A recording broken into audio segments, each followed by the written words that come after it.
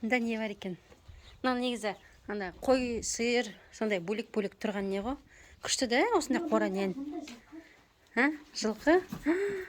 Жылқы. Привет! Жылқы. Атың кім? Аты бар ма екен? Бісміллә. Қалайсың? Айшы зоопарк. Түрін қара, шашын қара. Айшы зоопарк дейсің бе? Зоопарк сияқты ма? Бөлек-бөлек қойып қойған ба? Мен қызым айтады ғой, мынаның іші зоопарк сияқты. Іші осындай бөлек-бөлек қойып қойған. Андай не? Мына жерде есіктер бар екен, айтпақшы. Ол есіктердің ішінде не бар екен, қарайық. Мына есіктердің ішінде не бар екен, қарайық.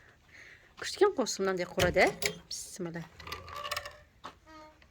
Мынаның іші тағы қора бар. Күшті ғой. Күшті ғой, бөлек-бөлек.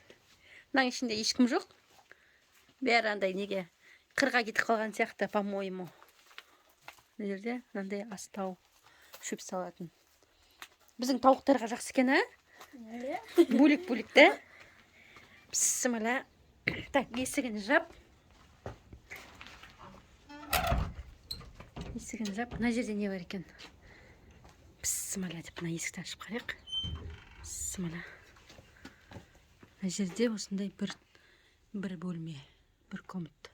Біреу зал, біреу спальня деген сияқты болып тұр ғой. Жап есігін. Анау зал, анау спальня, мынау холл деген сияқты. Да? Мынау жылқының деген кішкентай түрі ғой, да? Негізі. Құлыннан үлкендеу кішкене. Сондай, по-моему, сондай сияқты. Сипаш ал? Қорқамын.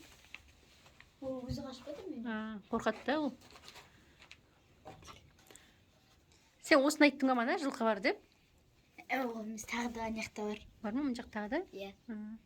Далада шаруақтың сыртында. Кеттік сыртқа қарай шығайық онда. Күшті екен. Наурыздың қорасы да? Нең қора. Биік қой, іші кәдімгідей. Иә.